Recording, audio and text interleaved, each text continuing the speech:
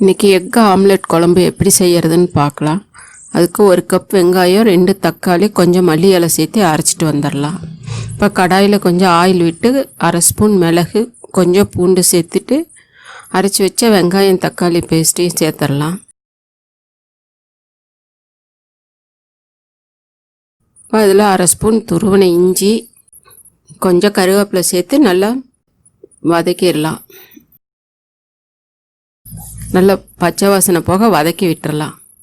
இப்போ 2 ஸ்பூன் குழம்பு மிளகாத்தூள்,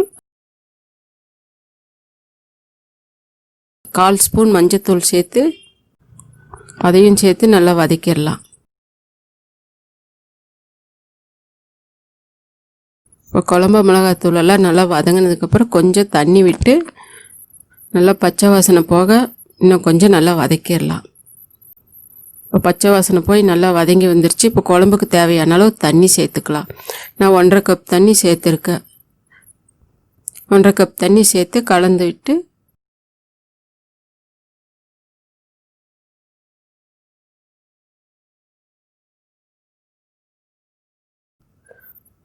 குழம்புக்கு தேவையான அளவு உப்பு சேர்த்துக்கலாம். 1 ஸ்பூன் உப்பு சேர்த்துருக்கேன். உப்பு சேர்த்து நல்லா கலந்து விட்டுட்டு கொஞ்சம் மல்லி இலை சேர்த்து மூடி வச்சிடலாம். இப்போ குழம்பு நல்லா கொதிக்கட்டும். இப்போ குழம்பு நல்லா கொதித்து எண்ணெய் எல்லாம் பிரிஞ்சு வந்துருச்சு. இப்போ 3 முட்டை எடுத்து 1/4 ஸ்பூன் உப்பு, 1/4 ஸ்பூன் மிளகாத்தூள், கொஞ்சம் மஞ்சத்தூள் சேர்த்து ஆம்லெட் போட்டுடலாம்.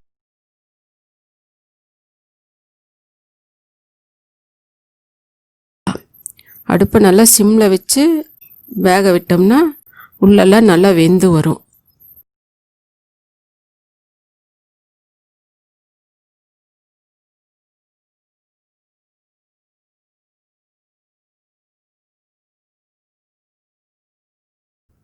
ஆம்லெட் நல்லா ஆறுனதுக்கப்புறம் ஒரு ஷார்ப்பான கத்தியில் 4 பீஸாக கட் பண்ணிக்கலாம்.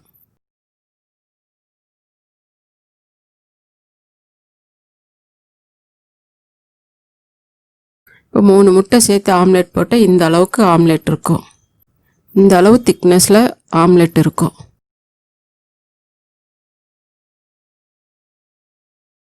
இப்போ கொதிக்கிற குழம்புல நம்ம கட் பண்ணி வச்ச ஆம்லெட்டெல்லாம் சேர்த்துக்கலாம். ஆம்லெட் பீசஸ் எல்லாம் சேர்த்து கலந்து விட்டுடலாம். மூடி போட்டு ஒரு 2 நிமிஷம் கொதிக்க விட்டுடலாம். இப்போ 2 நிமிஷம் ஆயிடுச்சு.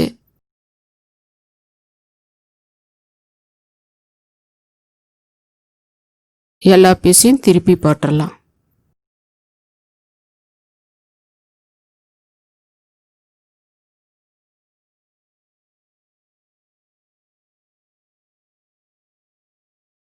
ஒரு கடாயில் கொஞ்சம் ஆயில் விட்டு 1/2 ஸ்பூன் கடுகு, 1/2 ஸ்பூன் சோம்பு, 1/2 ஸ்பூன் சீரகம், கொஞ்சம் பெருங்காயம், கொஞ்சம் கருவேப்பிலை சேர்த்து குழம்புல தாளித்து சேர்த்துடலாம். இப்போ ஆம்லெட் நல்லா ஆற வச்சு கட் பண்ணி சேர்த்ததுனால குழம்புலாம் உடையாமல் ஆம்லெட் அப்படி முழுசாக கிடச்சிருக்கு. நீங்களும் இந்த ரெசிபியை உங்கள் வீட்டில் ட்ரை பண்ணி பாருங்கள்.